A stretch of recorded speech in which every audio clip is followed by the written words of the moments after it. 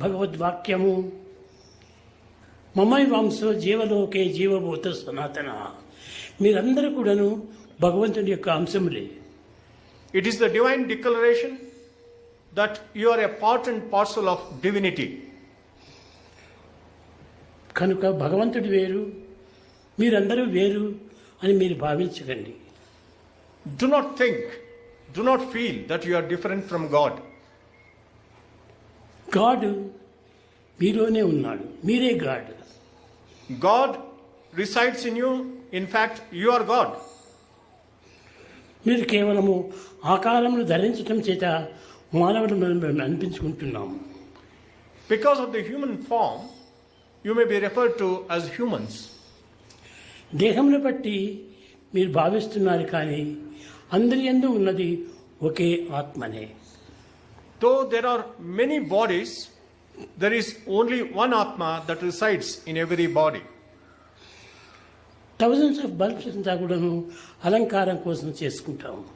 There may be thousands of bulbs with the purpose, with the objective of decoration.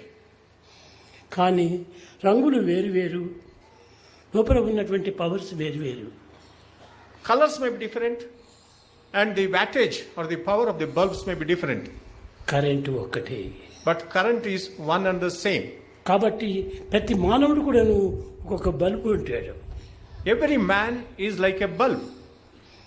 అందులో చూచున్నది, చెప్పున్నది, పలుకున్నది, నడుచున్నది అంతా కూడాను నడుపున్నది ఆత్మ అనే కరెంటే.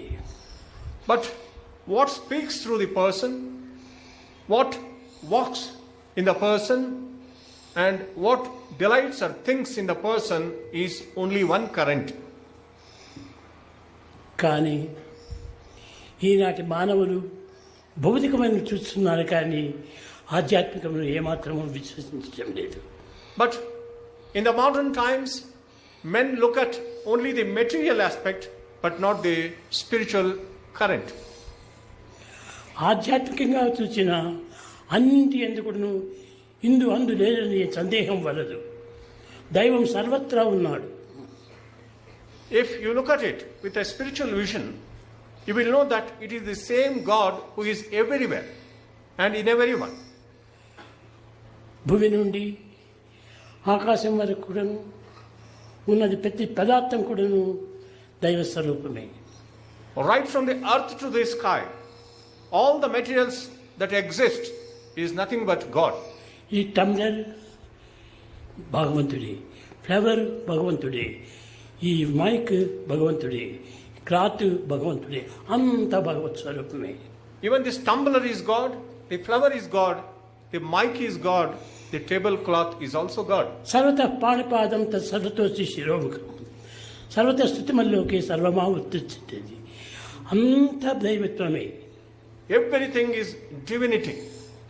కానీ వ్యక్తుల యొక్క దీన్ని పురస్కరించుకొని భేదభేదములుగా భావిస్తున్నారు. Because of the individual attitudes, we find differences. ఆ యొక్క మార్పు మీ యందు పంచభూతముల యందు ఉన్నటువంటి యొక్క చైతన్యమే తప్ప భగవంతుని యొక్క తత్వం కాదు. Even in the five elements, there is the divine. పంచభూతములు తప్ప మరొక ఆరవ భూతం అనేటువంటిది జగత్తులో లేనే లేదు. In the universe, there are only five elements and there is no sixth. ఎవరి యందు చూసినప్పుడు ఐదు భావములు మాత్రమే ఉంటుంటాయి. And you look at anyone, there are only these five elements. అవే శబ్ద, స్పర్శ, రూప, రస, గంధం. And that is sound, form, touch and smell. ఇంత తప్ప ఇంక ఏమాత్రం కూడా భేదం లేదు. Actually, there are no other differences. వీటి వలననే మనము మంచి చెడ్డలు, పుణ్యము పాపము అని మనం భావిస్తున్నాం. Depending on our thinking, you may think there is merit and sin, there is something good and something bad. కానీ గుడ్ అండ్ బ్యాడ్ అనేటువంటిది భగవంతుడు ఇచ్చేటువంటిది కాదు. The good and bad are not given by God. తమకు తాము చేసుకున్నటువంటిదే అనుభవిస్తుంటారు. They are nothing but the consequences of our own actions which we experience.